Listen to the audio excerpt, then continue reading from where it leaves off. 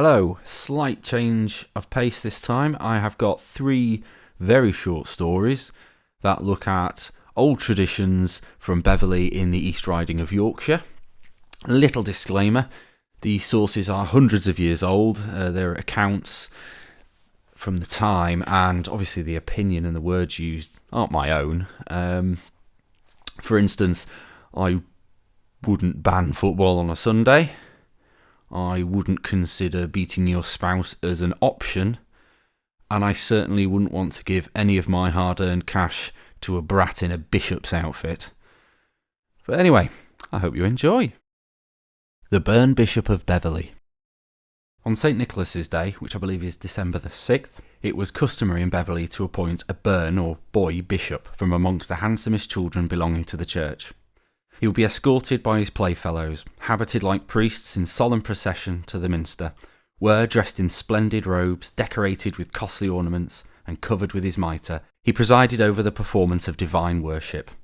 These boys actually performed the ceremonies and offices for the day, except for Mass, after which the Burn Bishop would preside from house to house, attended by his inferior officers collecting a tax, which he boldly demanded as the bishop's subsidy.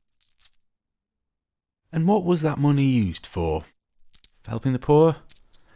Rebuilding a church? Spreading the faith? No. Fattening up bellies. It was for the purpose of making a grand feast. Whoa!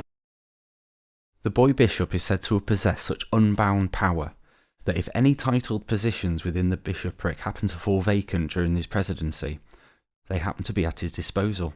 And if he died during that period, he was also entitled to full honours of episcopal interment, and a monument would be erected to convey the remembrance of his honours to posterity. Riding the Stang. This is a once popular punishment, but is no longer used. The ceremony was performed when a husband had been guilty of beating his wife, or vice versa, and was as follows.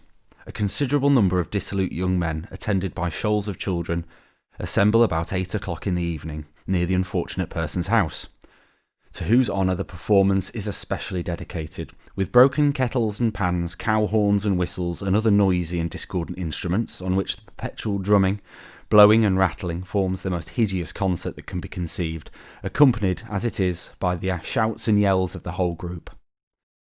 The most important personage in the assembly is the rider, who mounted astride across a ladder, which is carried on men's shoulders. They repeat in the intervals of the vocal and instrumental performance some rhymes, poems, descriptive of the cause for which the revel rout is assembled. The rhyme goes as follows. With a randan dan at the sign of the old tin can, for neither your case nor my case do I ride the Stang, for Johnny so-and-so has been beating his wife. He beat her, he banged her indeed. He banged her, poor creature, before she stood need. After the rehearsal of this poem, by the gentleman of the Stang, the yells and drumming and sounding of horns and whistles strike up, and the whole party move in procession to another part of the town, where the rhymes are repeated, and the ceremony takes place once again, so that the whole community at large may enjoy the full advantage of this performance.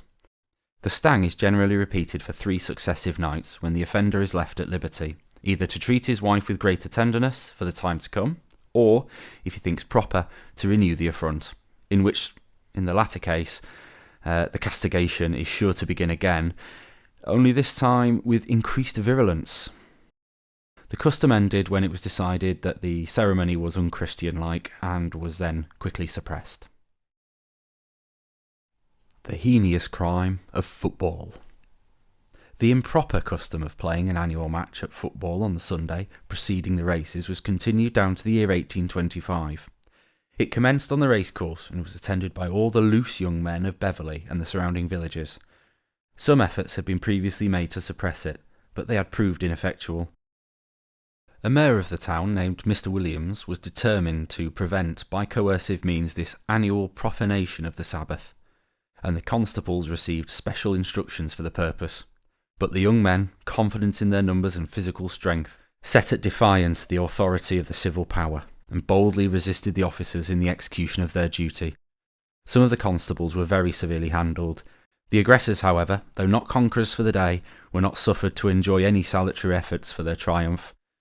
for they were afterwards convicted of the assault by due course of the law and confined to hard labour.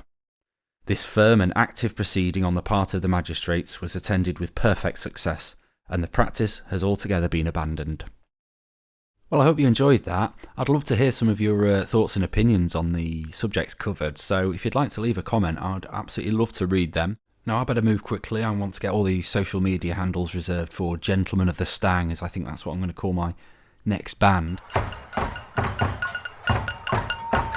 Thank you for listening. Until next time.